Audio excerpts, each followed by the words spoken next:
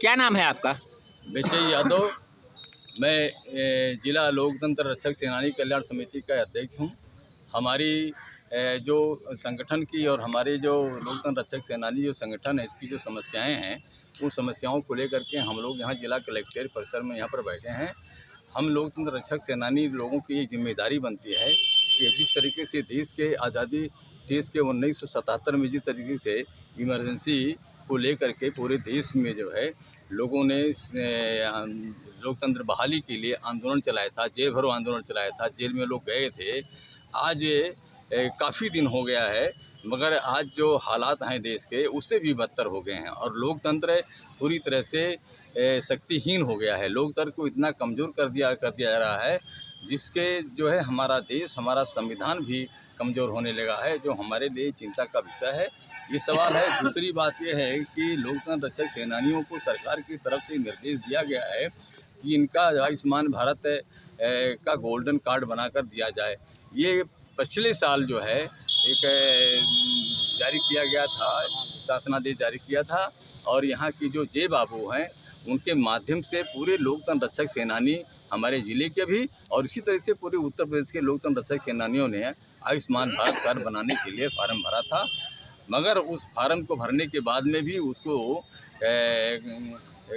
जो रद्दी कागज़ के टोकरी में जिस तरीके से बहा दिया गया, उस पर कोई अमल नहीं किया गया। फिर एक निर्देश आया है इधर सरकार का, अपना एक जो है एक टेंडेंसी है, उन्होंने फिर से कहा है कि लोकतंत्र सेनानियों का गोल्डन कार्ड बनाया जाए और उसके लिए फिर से जो है सभी तहसीलों के जो है तहसीलदार को निर्देश हुआ है कि फार्म भरा करके जिन तहसीलों में लोकतंत्र रक्षक सेनानी हैं, उन सेनानियों का कार्ड भरा करके और यहाँ पर भेजा जाए। तो वो परंपरा, वो प्रक्रिया चल रही है। हम लोग अपना अपना फार्म भर करके तहसीलों में दे दिए हैं। अब तहसीलों के माध्यम से आने में थोड़ा देरी हो रही है। अब देरी होने के बाद अगर वो जल्दी से यहाँ आ जाएगा तो सरकार फिर जो है इसको भेजेगी बनाने के लिए। अब बनाएगी कि नहीं बनाएगी, सरकार का अपना काम है। किसी तरीके से हम लोगों को झुलाते रहेंगे, मगर हम लोगों ने बनाकर दे दिया है। मुझे उम्मीद है कि हो सकता है सरकार हम लोगों को बना करके गोल्डन कार्ड दे दे, मगर जो है बहुत कम ही आशा है, ऐसा लगता है, क्योंकि जिस तरीके से पिछली बार जो है लोगों को वो पाठ बढ़ा दिया गया, उस तरीके से इस बार ही उम्मीदें लग रही हैं।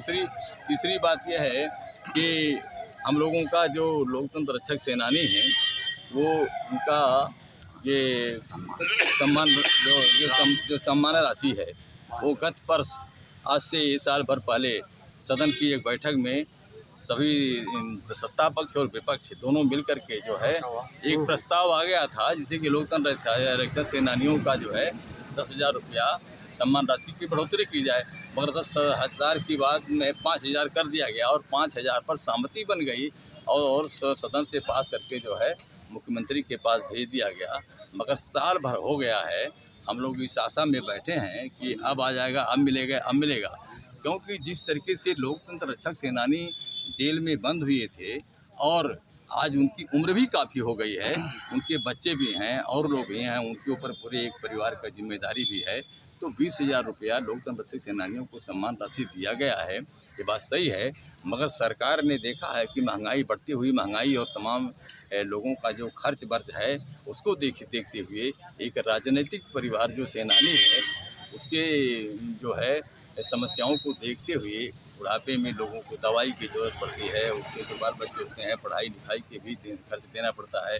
इस नाते सरकार ने सोचा था 5,000 रुपया बढ़ा देंगे। बढ़ाने के बाद में मगर इस सरकार की अनदेखी है सेनानियों की, उनकी समस्याओं को अनदेखी कर रही है कि जो 5,000 रुपया बढ़ना चाहिए था वो अभी तक नहीं बढ़ाया गया। तो हमारी मांग है आपके माध्यम से, मैं मुख्यमंत्री और उत्तर प्रदेश की सरकार से मैं कहना चाहता हूँ, मैं अपील करना चाहता हूँ कि जो सदन द्वारा प्रस्तावित हुआ है 5,000 रुपया सम्मान राशि में बढ़ोतरी, उसको जो है तत्काल जो है बढ़ाया जाए, जिससे जो है जो हम लोगों के जो सेनानी हैं उनको एक प्रकार से राहत प्रदान होगा।